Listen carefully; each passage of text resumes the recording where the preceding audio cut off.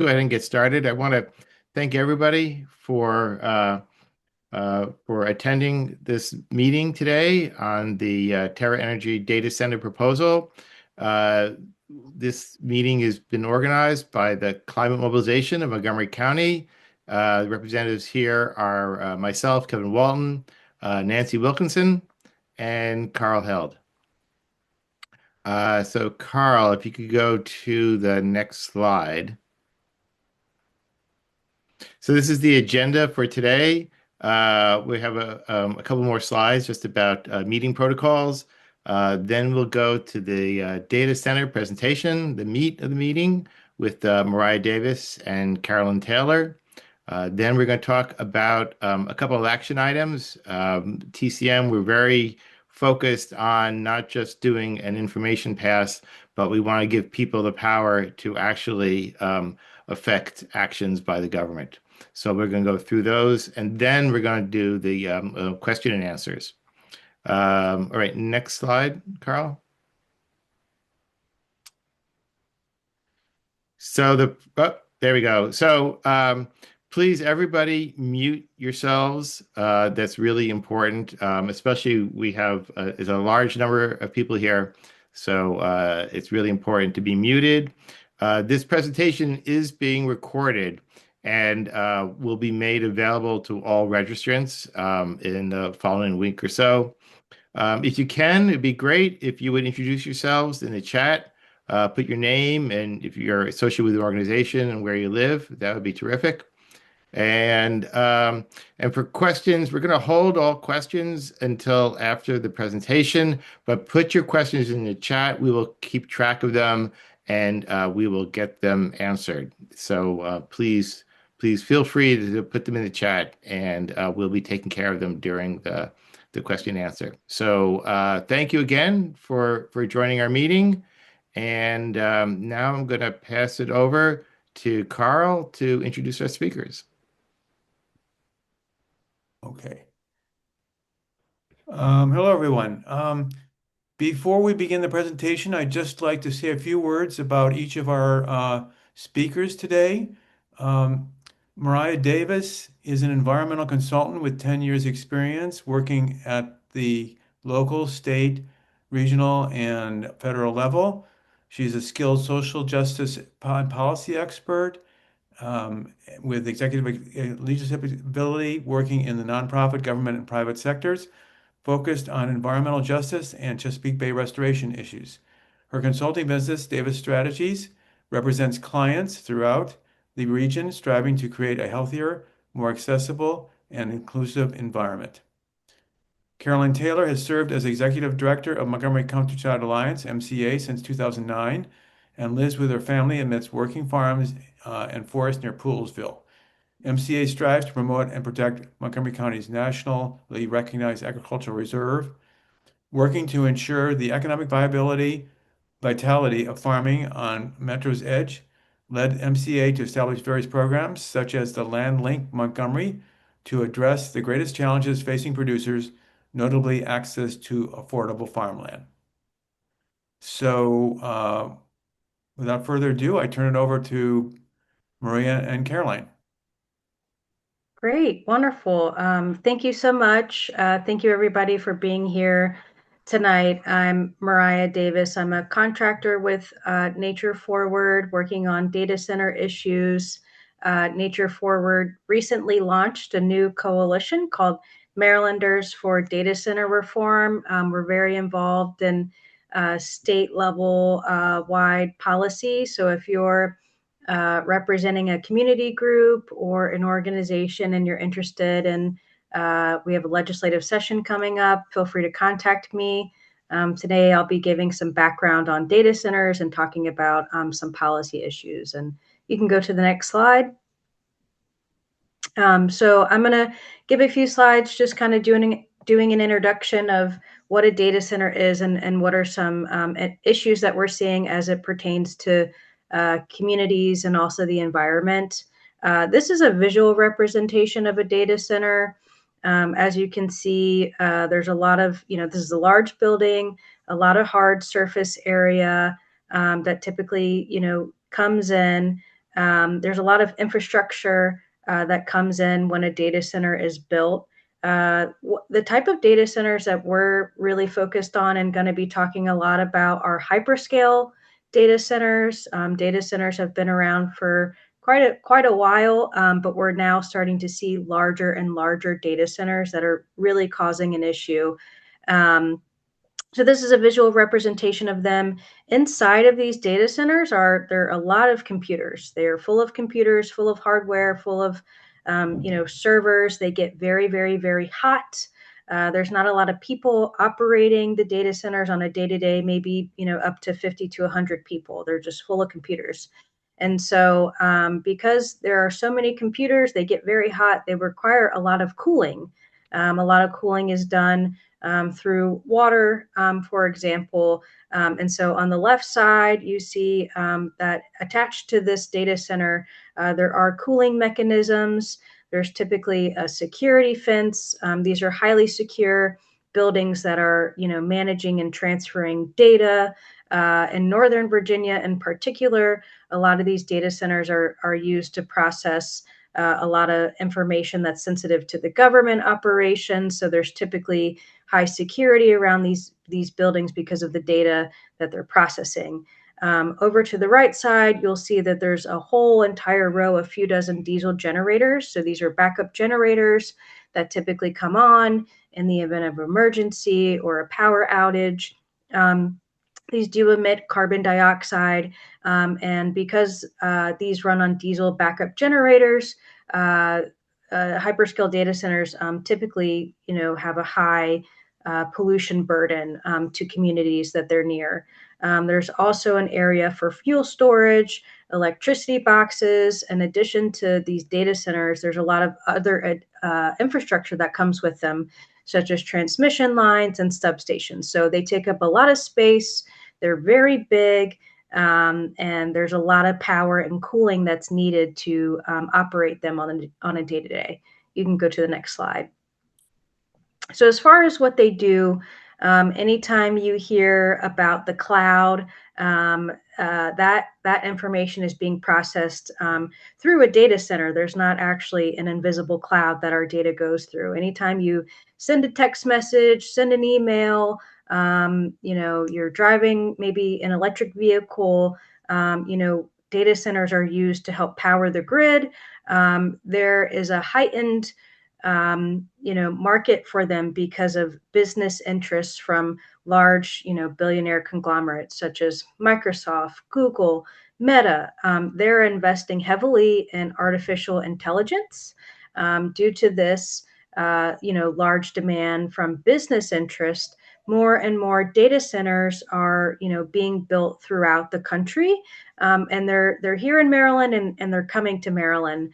But they process and they power data, and they are used to power the grid. But more, specifically, what we're seeing is there's a larger business interest in artificial intelligence. Therefore, we're seeing more and more of these hyperscale data centers being built throughout the country and in Maryland. You can go to the next slide. There's a ton of issues with data centers. The photo before kind of showed you how large they can be. They can be very, very large, these hyperscale data centers. And so, oftentimes there's a competition for finding space to build them, whether they're built on brownfield sites or they're built, trees are taken down and there's a, proposal to build them on prime agriculture land or forested land or urban, even in urban areas. We're seeing just all over the place that, there's a lot of business interest to build these data centers. And because they're so large, because they have so much surface area, there's a huge competition and kind of a struggle on where to identify to put them. So land space is a huge issue. Water, they use a ton of water. I'll share some statistics about that. A lot of power needs, a lot of energy needs. They do undermine our climate goals. Our state of Maryland has, really aggressive statewide climate goals, renewable energy goals, and Chesapeake Bay goals. And they are certainly impeding and undermining all of these very aggressive and good goals that we have for the environment, and certainly undermining those efforts. And yeah, they can be financially burdensome. You may have heard and you may have seen, experience that these are also impacting ratepayer costs. Oftentimes, when these data centers are built, those costs go to the ratepayers. They go to us, the consumers. These folks who are building the data centers aren't necessarily paying for all of the infrastructure that comes with it, which is a big problem. Next slide. So land competition. So this is kind of a before and after picture. And if you go back one slide, this is a photo in Northern Virginia. Our friends at the Piedmont Environmental Council, these are partners that we work with in Virginia. They've been following data center issues there. In Northern Virginia, you have what's called Data Center Alley. 70% of our global internet runs through Data Center Alley, and it's powered by data centers. So, these data centers, they take up a lot of space. And years ago, there was an effort in Northern Virginia to bring more of this business in. So you used to have, lots of trees, lots of farmland in Northern Virginia. And if you click to the next slide, you'll see this is what it looks like present day in Northern Virginia. These data centers have just taken over. You can see how much hard surface area there is. On the right side, you can see there's a bunch of homes. There's a whole neighborhood here. And behind it, there's a bunch of data centers. And so this is Data Center Alley. This is what the future of Maryland could look like, if we don't have proper regulations in place to properly manage data centers from an environmental perspective. One thing I'll point out, the slide on the left, there's data centers on both the left and the right side. There's actually a trail. There's a recreational trail in the middle of those data centers, that pathway where you kind of see the trees. There's also a transmission line running right over that trail. So these are very close to our homes. These are very close to our schools, our communities, but also areas that we recreate. Next slide. Massive amount of water usage. So the state of Maryland currently, there's no kind of comprehensive publicly available data that shows how much water that data centers use. You may have heard anytime, you send a text message or an email, you're using water, which is true. These data centers have a huge environmental footprint. They're in the top 10 percent of water consuming industries. That's massive. A large hyperscale data center, the photo that I showed before, one of those data centers can use up to 5 million gallons of water per day, which is as much water as, a small city uses. So this is a huge problem. It's certainly something that we should be paying attention to as far as our water consumption goes. Next slide.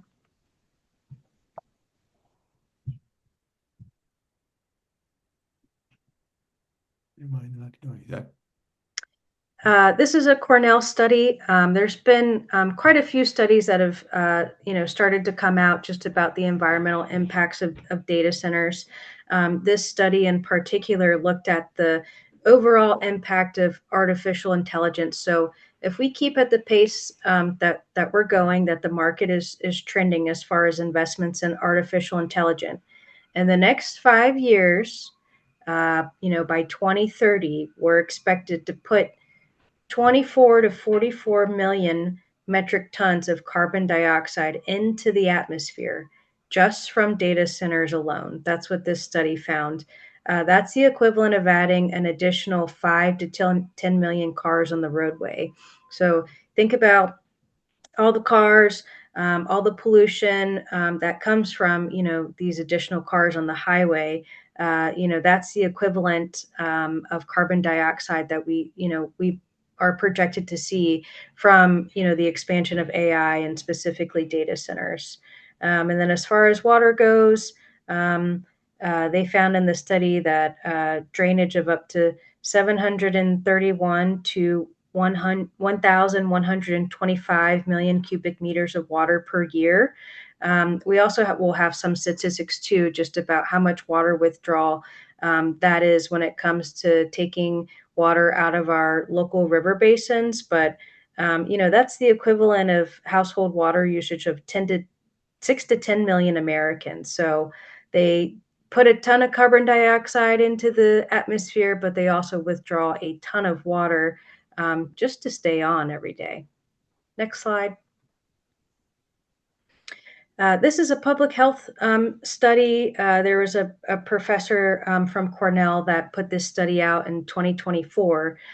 They were looking at statistics from Virginia and found that, again, I mentioned that 70% of our global internet goes through Northern Virginia. And all of those data centers are run on backup diesel generators. And so the pollution coming from those diesel generators alone, they have public health costs. And what this professor did was look county by county and said, okay, well, how is this affecting the residents in Maryland? And currently, just from those diesel backup generators in Virginia, this study found that in Montgomery County, it's already costing us $20 million in public health costs.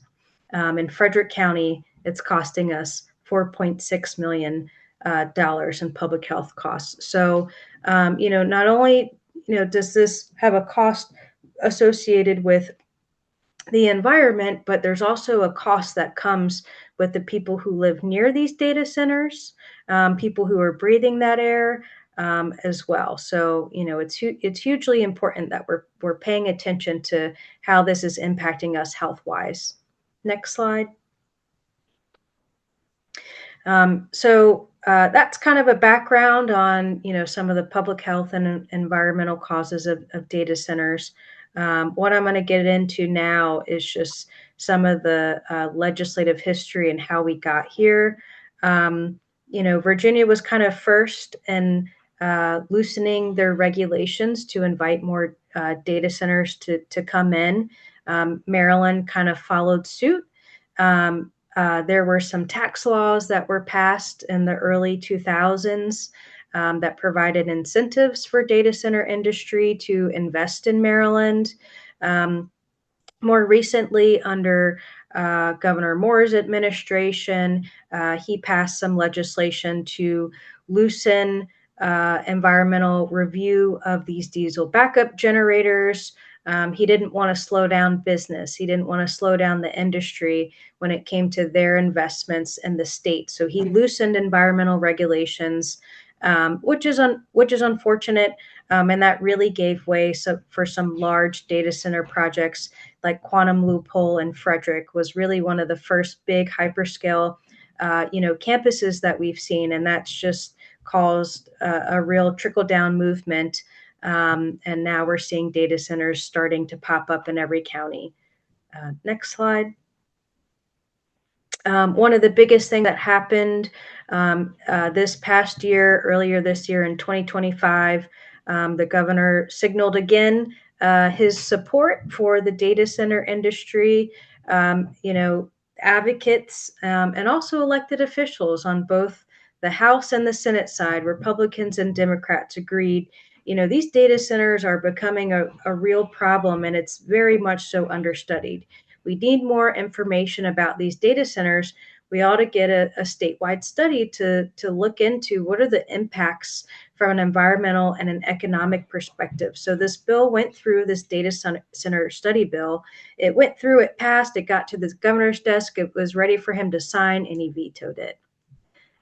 He has such an interest in ensuring, that we're bringing more economic revenue into the state via the data centers, and he's completely ignored the impacts to communities and the environment. So this is a real problem. This is something that, myself and Dave and others really care about. We want to make sure that going into next session and going into the future that Maryland puts its best foot forward and starts to really study the impacts of data centers. And I'm going to now turn it over to Caroline. Mariah, thank you so much for that background. And I wanted to thank TCM for having this event. I have a special thank you also to my coworker, Christina Bostic, who pulled together all the slides for the show. Sorry, I got a frog in my throat. So let's see where we are today. Some of this might be redundant, but let's go anyway. So of the removal of the cap on emissions in the state, there are no state level policies specifically governing data centers. Frederick County has convened a working group to advise on policy, and the group has provided recommendations. I saw that some of our colleagues from Sugarloaf Alliance are on this webinar, so I hope that they chime in the chat with questions or anything they'd like to add. I do know that Frederick County is advancing the overlay zone, and that is scheduled for a public hearing on the 16th of this month. Prince George's County enacted a moratorium pending more study and has a report with, I think it's like over 400 pages with 14 suggested regulatory policies. Sorry, I got to pop up here. And then in Montgomery County, there is no zoning provision for data centers. The government has not convened a working group. The use that we'll be discussing, the data centers in Dickerson, are traveling under cable communications zoning provision. Next slide. So as I said, Frederick is considering a data center overlay zone, and they have expanded the area, which would potentially be subject to data center development. Sugarloaf Alliance is a good location for getting more information on what's going on in Frederick County. Next slide. Here is the facility or the parcel of land. This is in red here is about 300 acres here off of Martinsburg Road for anyone who's familiar with this northwestern part of Montgomery County in the Ag Reserve. This is where the data centers are proposed to be constructed. Sorry, I had another pop-up. So let's move on to the next slide. And this site, there have been 3 energy generation functions, coal, gas, trash incineration. And when I say this site, I mean the overall property. The Terra Energy, who purchased the decommissioned coal production portion of the property, has said that they're going to take down the coal plant stacks, and those, I guess, will happen if they develop at the site. The Yeah, so there's been various owners of that plant and the property, and the Terra Group purchased it in 2022. Next slide. So what's still operating in this large, sort of massive area of industrial uses? The waste to energy incinerator, one of the largest polluters in the state, although its closure has been discussed for over a decade. The council and the executive are still mulling that over in terms of the relative costs of, taking it offline and where our trash will go. So that is a whole nother webinar that we don't have time for tonight. The composting facility, which is what takes a lot of the yard trim and leaves and things from people's yards, which between you and me probably ought to stay on their yards. And Pepco still operates a gas facility there. Next slide. So how is this overall property, which is 743 acres? It's interesting. It's bifurcated in zoning. 255 acres is heavy industrial. That's the zoning. 488 acres is in the agricultural reserve. We understand, and what we've seen in writing thus far, is that all of the data center development, and indeed which we'll discuss in a minute, the battery backup for the grid, will all be contained within the heavy industrial portion. Next slide. So the AR portion of the property, in the sea of not good news these days, this is a bit of a bright light. A local attorney is working to advance forest, wetland easements, restoration of wetlands, and in fact, potentially a Maryland Environmental Trust easement, which is a very protective easement on the AR portion. The forest conservation easement will be a Category 1, which is the most protective easement. Next slide. The Terra Energy plans, and I just got an update a couple of days ago. The Terra Energy data center plans are going to move forward. I guess there's a slide that I'll hit for this too. So they originally proposed this in 2024, and it requires in the County of Montgomery a conditional use approval. We spent, our partners at Sugarloaf Citizens Association and MCA spent quite a bit of time working with Terra to urge them to understand the sort of fragility of its proximity to the river, forest, the C&O Canal, and to try to find the best ways forward with an understanding that the site is on heavy industrially zoned land. Next slide, please.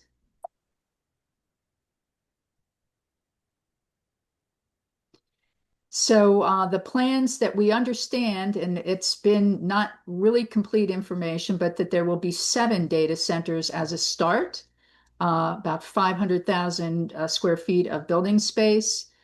They received from the Planning Commission and then from the Office of Zoning and Administrative Appeals preliminary approval of the overall concept of all of this data center activity there. And yet there was no information about how much power would be required, how much water would be used, because they say they'll be doing exclusively water cooling of the data centers. Thank you, Christina. You've noted here that we did testify at that hearing, and subsequent to the hearing, Terra's attorney asked that all of our concerns be stricken from the record. I should note that the hearing examiner declined to do so. Next slide. Data centers require, as you heard from Mariah, backup power. We understood that. We understood that the governor had made that an easier lift for data centers. And so one of the conditional use approval requirements that we pressed for, and I say we, MCA and SCA, was that those diesel generators be forbidden from being used at the Dickerson parcel, and that was added as a condition. Next slide. So part of the project there is a large-scale battery backup facility. It will look exactly like what you see there, because that is a picture from the company that's going to be putting them in. It's about 12 acres of shipping containers. The idea is that this is going to be a storage facility that will help the grid should it need a backup energy generation there. This will be, according to Terra, one of the larger battery storage facilities in the country, providing 24/7 battery backup. And this is for the grid. I should say I understand that it's not directly related to the data centers themselves. So this is for the grid. Next slide. So one of the things that was not concentrated in conversation and still has not been is what's the effect of a complex that's within spitting distance of our treasured federal parkland, the C&O Canal, which, as is noted here, is visited by 5 million people annually. I hope as this conversation goes on, because there will be requirements from Terra moving forward, that this becomes part of the conversation. It's an important part of the conversation. Next slide.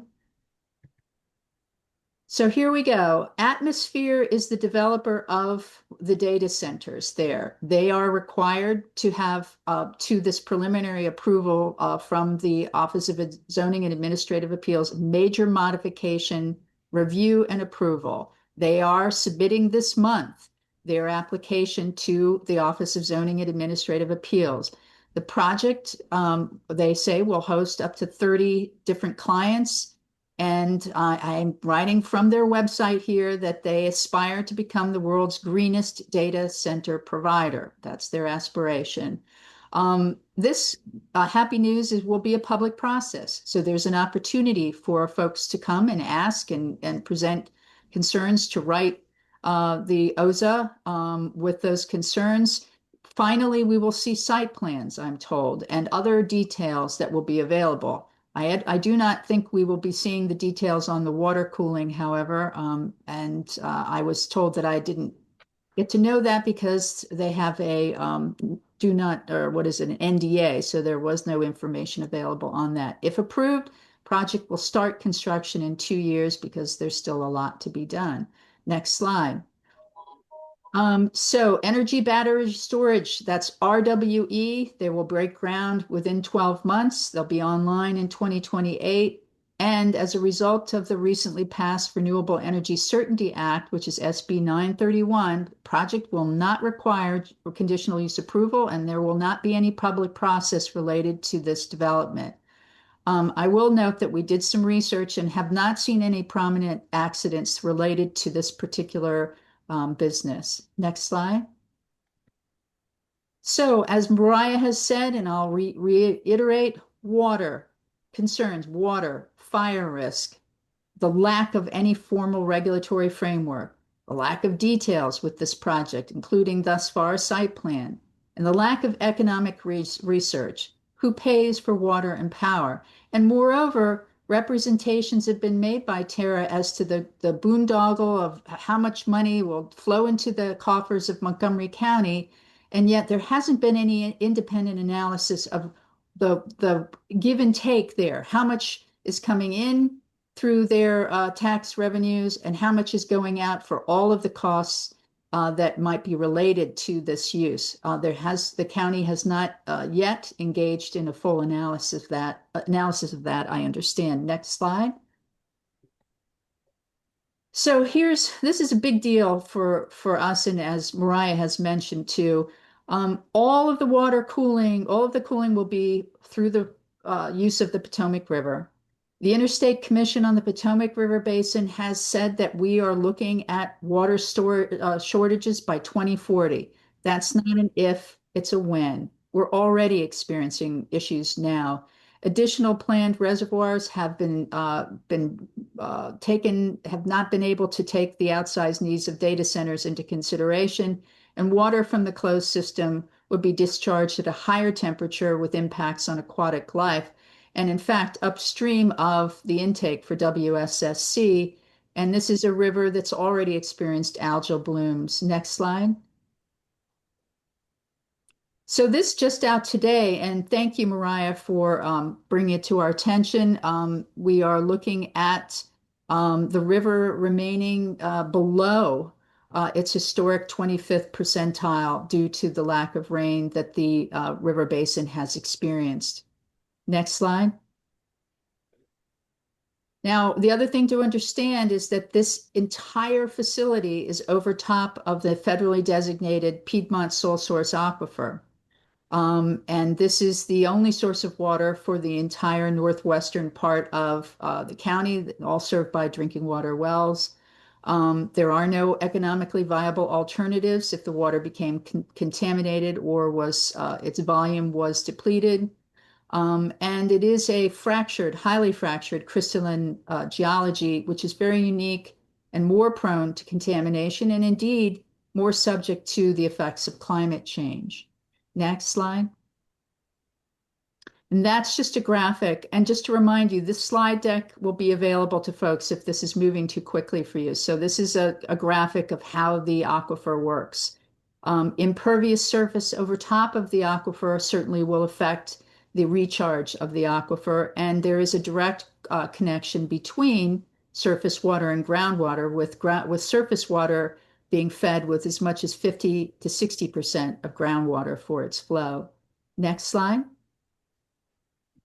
So more about water. I'm not done with you yet on water. Here's some statistics. 3% of the Earth's water is fresh water. 0.5% of that is all that is accessible for safe for human consumption. As Mariah noted, in Virginia, we're looking at a lot of water consumption. In 2023, Northern Virginia data centers used 2 billion gallons of water. In Loudoun County, their 200 data centers used 900 million gallons in 2023. impacting both surface and groundwater, with now we understand from colleagues in Loudoun County, a number of groundwater wells have failed. That figure in Loudoun County represents a 250% increase in water consumption since 2019. Next slide. So the evaporative cooling systems for data centers lose, and I have heard more than 30 to 40% of the water due to evaporation. And of course, their water is returned at elevated temperatures. There are newer systems that are designed to be more water efficient, and they include direct-to-chip and immersive cooling. The Terra has stated that the data centers in Dickerson will utilize a cooling process that will have no negative effect on the Potomac River. And the details of that process, unfortunately, have not been shared, though we have asked a number of times. The permits for water withdrawal, this is important to note, have not been granted by the MDE. And this will also be a public process. And I hope that a number of people will come forward to express concerns at that time. Next slide. Fire risk has been raised as an issue for both data centers and backup batteries. It's really a challenge for firefighters and has been part of the conversation nationwide. This is an issue that Montgomery County's Fire Safety Rescue has been going through with Terra. Terra says that Fire Safety Rescue is fine with their plans for both of the facilities. I'll be interested in seeing that as it moves forward through the major modification. Next slide. So the troubling part of this has been a number of things, but the transparency has been lacking. The fact that Montgomery County approved this project, both the planning department recommended approval and the Office of Zoning Administrative Appeals recommended it without all of the necessary requirements, site plans, additional details on energy usage, water usage, and of course, without a regulatory framework. I asked the zoning, the hearing examiner during the hearing on this, had they ever done this before? And I was told this was a first. Next slide. Who pays? Well, it's you and me. So, and it's not funny because we're looking at the bills going up, which have already gone up 25 to 70% in the next 5 years. Who pays? With the stress on the grid, PJM announced that we're looking at rolling, if we don't do anything, we're looking at rolling brownouts and blackouts by 2027. This is clearly part of the conversation that needs to take place. Next slide. Again, this is from the Frederick News Post indicating what it will cost the ratepayers. Next slide. So here's some priorities, 2026 General Assembly session. I'm not sure if this is my slide or yours, Dave. Do you want to hit this one? I think that this one's my slide. This is Mariah. I guess the couple of things I'll emphasize before we wrap up is that there needs to be an emphasis on engaging locally. So engaging locally with these proposed projects and with your local city council folks, but there also needs to be a simultaneous effort, statewide. I think there's a lot that the state can be doing that they're not doing. And so when it comes to some of our statewide initiatives, we want to make sure that we have a data center study that needs to happen first and foremost. There's a lot of questions in the chat, and there's a lot of questions, by the community and by folks about what are the environmental impacts. What is going to happen? There's just little to lack of understanding by the state. As Caroline mentioned, we need regulation. We need a overall regulatory framework. A lot of these decisions when it comes to data center are happening at a county by county sort of level, and they're really dictating what happens with the other data centers. But we really need for the state to step up and to also protect ratepayer costs. And if the data centers are going to be built, what are the benefits to the community? We need to address water, air quality, and increase the transparency issues. If you're interested in getting involved and speaking with your state elected officials, we are hosting a lobby day in March 2026. I'll have my email. If you want to contact me and participate, just let me know. You can go over to the next slide. And this is just kind of a wrap-up slide. Feel free to take out your phone. You can take a picture of that QR code. If you'd like to stay involved with our work, that QR code will take you to Nature Forward's action alerts. I think now we're going to start to kind of talk about next steps, advocacy, getting involved. That QR code will take you to the work that Nature Forward is doing and Marylanders for Data Reform are doing. There's a ton of resources on Nature Forward's website. There's a ton of ways that you can get involved. So thank you. I think we'll go over to Dave. Yeah, one quick note, Mariah, thanks for that, is for those who are hyper-focused on Dickerson, both Sugarloaf Citizens Association and Montgomery Countryside Alliance on our websites, and you can sign up for our action alerts that'll let you know specifically what's happening with that project.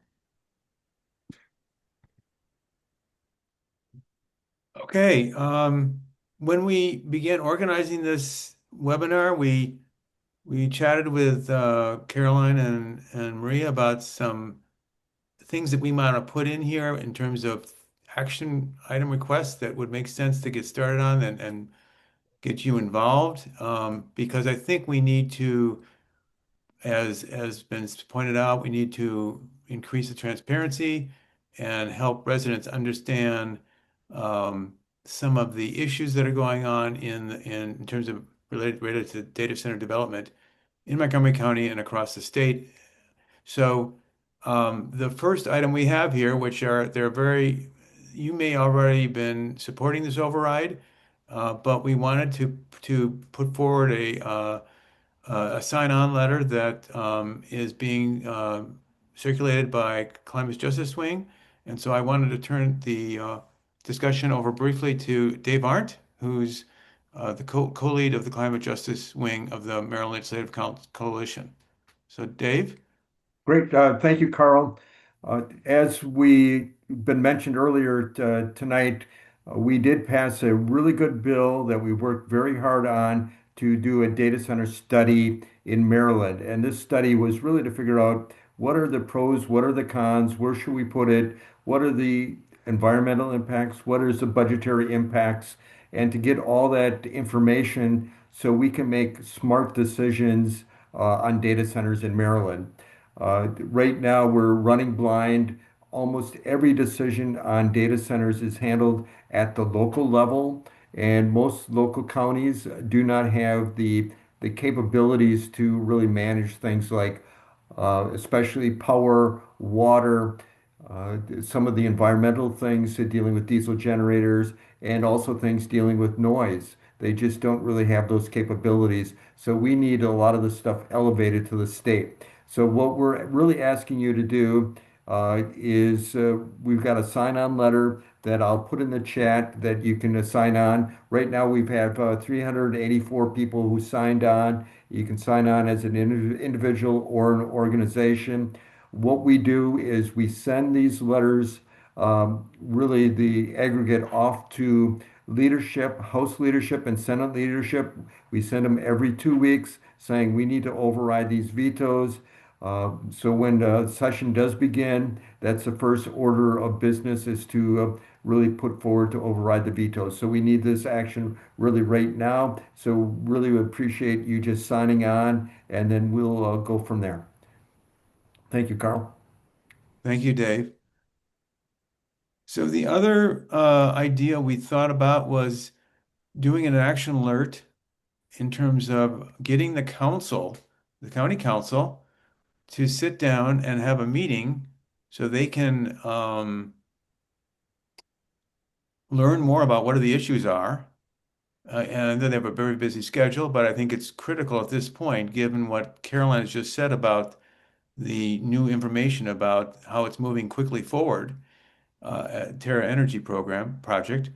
And it will also give residents of our county a chance to listen and learn and maybe start to voice our opinions about this development. So I want to turn it over to Kevin to talk about, we don't have it ready yet, but I want to give you a little more description. So Kevin? Yeah, thanks, Carl. So, yeah, actually, there's a question by Jenny about if PG County was able to stop and pause the process, why can't MoCo? And I think that's exactly what we want to investigate. There hasn't been that level of public discussion in Montgomery County as there has been in Prince George's County, when they published I think it's several hundred. Carolyn mentioned that their study came out with a number of recommendations and concludes public meetings. So we want to encourage, demand perhaps the county to have a similar public meeting to discuss data centers and what the next steps should be, and have people really understand the benefits and the costs of a data center. So we'll be putting together an action alert. It'll be available next week. And for those residents of Montgomery County, when you submit the action alert asking for this public meeting, it will go to the county executive and it will go to your county council representatives. So that's 5 people, four general, four at large, and one for your district. And we know that if they get several hundred letters, it really has an impact on what they do. And remember, it's going to be an election season next year, so I think we really hopefully have some leverage there. All right, thank you. Thank you, Kevin. Oops. Why is not this thing going? Okay, so we have about 15 minutes remaining for questions and answers. So I want to Kevin is going to help Caroline and Maria address questions in an efficient manner. And so we appreciate your putting your questions in the chat. And so we'll go forward. And Kevin, I think that if we get through all the questions, that's great. But if we don't, we're willing to stay a little bit longer, but we can also respond to those that we don't get questions directly to the person that submitted them and give them an answer. So, Okay, so a number of the questions were answered during the meeting, and so I'm trying to just identify the ones that uh, might were not addressed or could be a little bit more expanded. So Michelle asked about the estimates on the economic benefit of data centers, and this was expanded on uh, by uh, by Bailey asking about, what is the economic model? Really, what's, who pays for all the movement of data? What's actually their income? And and what do they pay in taxes? So maybe you could expand a little bit more, Caroline and Mariah. I'm sorry. I was answering a water question. Can you ask that again? So this question about so what are the costs and benefits? So how much, what is the economic model of data centers? What's their revenues, and Oh, what do they pay in taxes? got it, got it. So one of the big ticket items that Tara has been saying is that their personal property tax will really boost Montgomery County's coffers. In part, and this is what's going on in Northern Virginia as well, is that they have to the taxes they pay on all the infrastructure, that because it has to be changed over so frequently, becomes new again, that those taxes apparently remain high. That said, Tara has asked, and I noticed someone noted this in the chat, Tara has asked for the county to zero out their energy tax that the rest of us pay. And I have asked multiple times as someone run the numbers as to how all these taxes that are coming in or would come in versus the fact that they've asked to be zeroed out, and possibly other incentives from the county in terms of energy tax. As of a week ago, I asked if anyone had independently run numbers on these revenues and these gives, and the answer was it hasn't happened yet. And I do understand from the county executive's office that currently and this is good news, I think, neither the council nor the county executive are receptive to the idea of zeroing out the energy tags. So I hope that that's true moving forward. But I don't And know. a lot of the claims that there's a lot of economic benefit to these data centers just aren't true.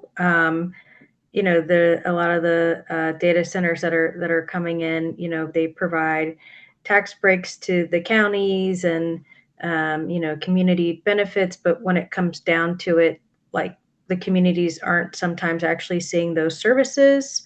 They also, you know, the industry touts like there's going to be a bunch of jobs and a bunch of, you know, people and a boom in the economy, but over time and time again, that just isn't true. In Loudoun County, there's a article in the Washington Post about the loneliest metro center. Um, and it's a metro center surrounded by data centers because the data center industry said, hey, there's going to be this economic boom. You're going to have all these people, and nobody showed up. Nobody uses the metro because there's actually nobody in the data centers like using them and powering them and operating them. So a lot of the claims that you see by the industry just are time and time again not actually true. Okay, great. Thank you. So there are a couple of questions. Rachel and Philip are asking about the power needs. Are there, even though they haven't indicated about what their energy needs are going to be, do you have a sense about whether they're going to need additional power lines and how this might affect the resiliency of the power grid? So again, the representation from Terra is that there will be no new construction of infrastructure required for what they intend to put in Dickerson, and that they have everything that they need there. And in fact, they've been given the green light by the I guess Potomac Edison for operating there. Have I seen any of those documents myself? No. Is there at least one person in this webinar that could probably counter that fairly readily? Yes. But they claim that there's no infrastructure construction needs. Okay. Um, so there's some more questions about water. So since it's Dickerson is up by the Ag Reserve, what are the possibilities that they're going to be affecting the water table up there and the wells that the farms use? So the issue, and this goes to transparency, the issue of water remains unanswered at this point. Based upon the experience in Northern Virginia, however, there's reason for concern. The representation from the Terra representative just a couple days ago was that the effect on the river would be, his word, nil. One of the conditions that SCA and MCA got on their approval was that Terra, the data center project, cannot use groundwater for cooling. That said, the interrelationship between surface and groundwater and induced infiltration by taking from one, the river, would still affect the groundwater. So I think it would be myopic to think that somehow we solved the groundwater issue by preventing them from directly drilling wells and taking it out, given the proximity between the river and that aquifer there. So, and I will note, someone asked about Loudoun County. Are they using water from groundwater or surface water for cooling? And the answer is that they're using both. And for a period of time, they were using treated water or recirculated water, but now they have moved largely to potable water, given the amount of water that's required there for cooling in Loudoun County. Okay. Well, and a related question. So, if we have a drought and that we're required to reduce water use, would the data center be similarly affected by these requirements? So this is an excellent question to ask the ICPRB or WSSC. who has primacy of the use of that river and whose taps would be shut off. The MDE would also be, in terms of their permit, would be a decider in that as well. But then the question is, you have the reliance on those data centers, and without the cooling, they're not operating. So it's an excellent question and one that I don't have an answer. I know what I'd like to say the answer is, but I don't know that that's the answer. And that is that they'd be shut off before anyone else, before the drinking water is impaired.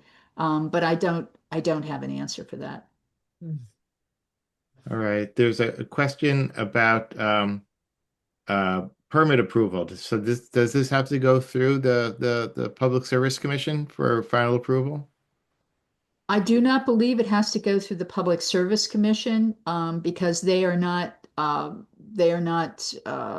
subject to the provisions. But I'm going to make a note to make sure of that, and we will include that piece of information in the slide deck and in terms of what approvals they need. They do have to go through the MDE. There's, natural resource inventory requirements.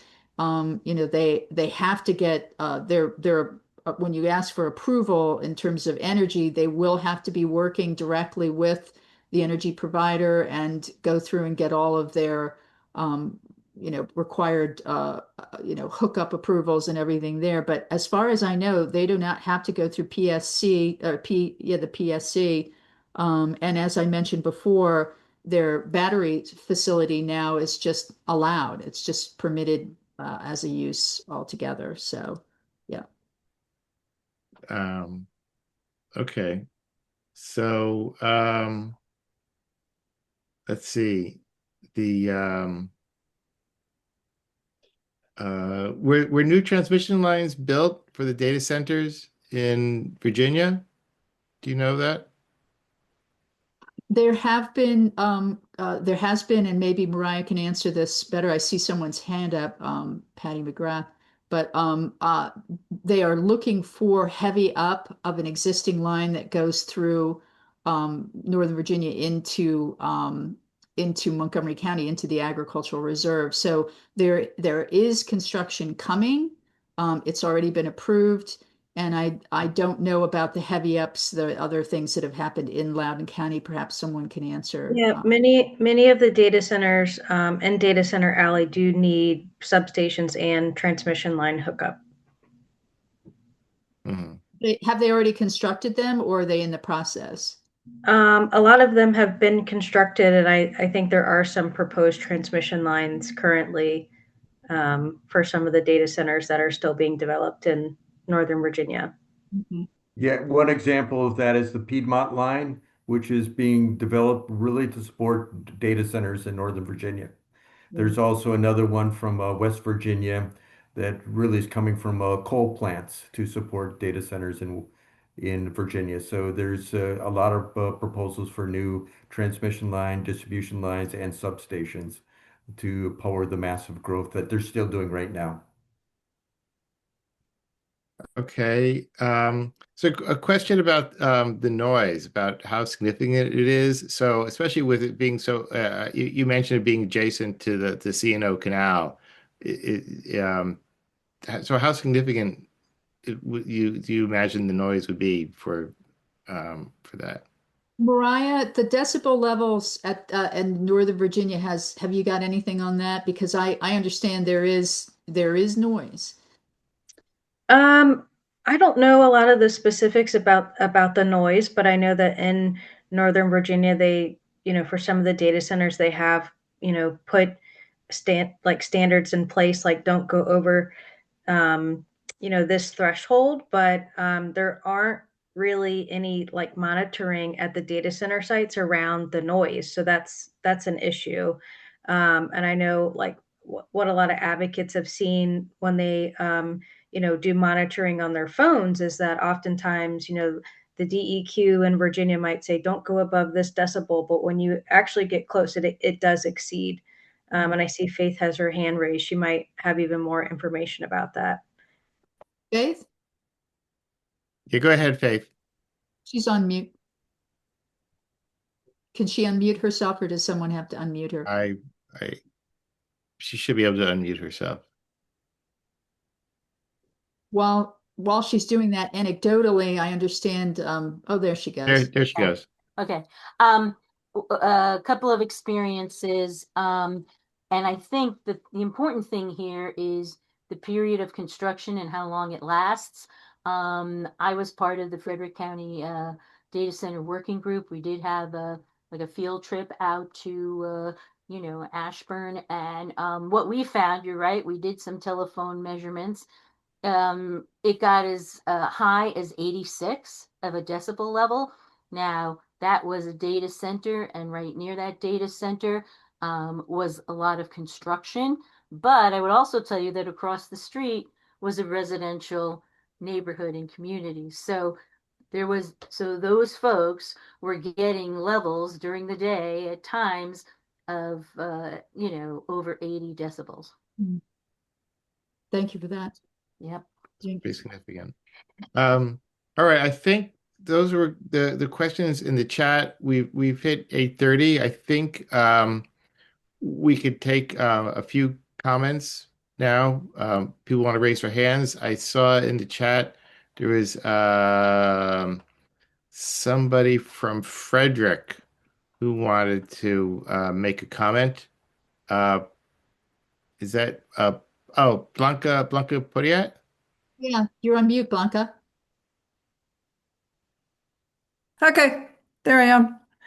Yes, just a couple of notes from Frederick County, but first, thank you so much for this discussion because Dickerson is right on the cusp of Frederick County, and Frederick County's, your good neighbor. Any of these impacts from data centers are regional, they're not county impacts. And so it is so important that we work together and the state efforts that Dave and many others are doing are just so valuable. So thank you. Just wanted to mention that Frederick County is in a fairly crucial moment here because the county council is moving things forward much faster than a lot of advocacy groups feel is appropriate. On December 16th, there's going to be what the county council is saying in this last public hearing on expanding the data center overlay zone, which is proposed for the Adamstown area, for the Quantum Frederick area. If any of the county council members offer amendments, they are saying that there will not be any public hearings on those amendments.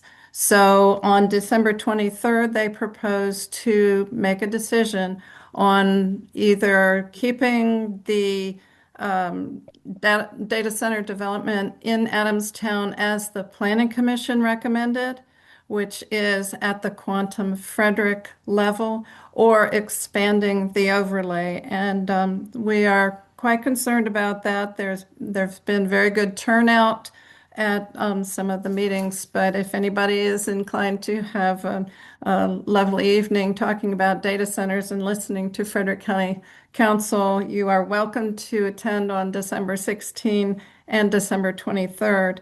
Also wanted to say that Montgomery County has the business personal property tax. Frederick County does not yet. And that makes Frederick County very attractive for data center development. So there is a lot of development pressure for Frederick County. And as a number of you have pointed out, there is no objective economic impact analysis.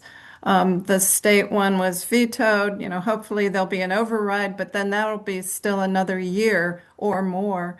And we're trying to bring as many numbers to the light of day to try to challenge some of the assumptions that are being made about how wonderful data centers will be in Frederick County and Montgomery County. There's still a lot of questions to be answered. Thank you so much for this evening. Thank you so much. Did anybody else? Patty McGrath had it. Patty McGrath. Patty, did you have a question? My concern was the air pollution from the running of diesel backup generators. The diesel generators don't just turn on when the power goes off. The diesel generators have to be run at least an hour a month so that you can test and make sure that they will kick on if the power goes out. And it depends on how many diesel backup generators you've got. It depends on the size of the center, but there could be 80, 100. So if you do the math, there could depends on how they schedule them. But if they run them, one at a time, it's like they're going all the time. The source of if anybody said they would have that many diesel trucks running, in a neighborhood or someplace, without any change to the air quality, you would really say they were liars. But because these are backup generators, maybe the impression is there that, well, they won't be used until if the power goes off, but that's really not how it works. So, Patty, and to Blanca's point about this being a regional issue and not just a local issue, and Mariah's slide showing the health effects just from the diesel generation operator in Northern Virginia, the tiny little bits of bright light so far anyway, unless it's changed. For Dickerson, they are prohibited from using diesel as backup. There will be no diesel backup there. That's part of their conditional use approval. That's firm. That's legally. All right. Thank you. I was late for this meeting. I'm sorry, but that makes me. That's all right. I think it's It worth. doesn't make it a beautiful project, but it makes it a less bad one. It does not make it a beautiful project, but at least that's one concession that was gained in the process. But again, the airshed doesn't recognize a jurisdictional boundary. So those things in Frederick County, the banks of diesels there, and in Northern Virginia, we're breathing it, all of it. Yeah. Okay. And Faith, did you have one last comment? So your hand up. Yes, thank you. I did. And I think it follows on to what everybody's saying. I've been involved in this for 3 years or more, and there's now this momentum, and I hope in some ways that we don't continue down a path of being siloed.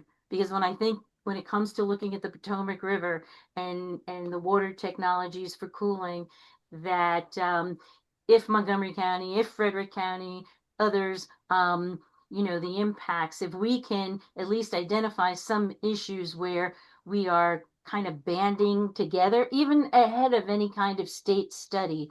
I think it's important because right now we're just looking at our local scenarios, but I think there's something to be said about, not being siloed on certain issues. Great. Well, thank you so much. And thank you everybody for attending and staying through here to the end. This recording and the slides will be made available to you by email. And but more importantly than that, it's going to be the action items. There will links to making your voice heard, to Montgomery County Council, and as well as to the state legislature to make sure that we have the correct oversight for data centers. So thank you, Caroline and Mariah and Dave, so much for your presentations. And again, thank you everybody for attending and showing your concern about this issue. Good night. Have a good evening. Good night. Thank you. Happy holidays.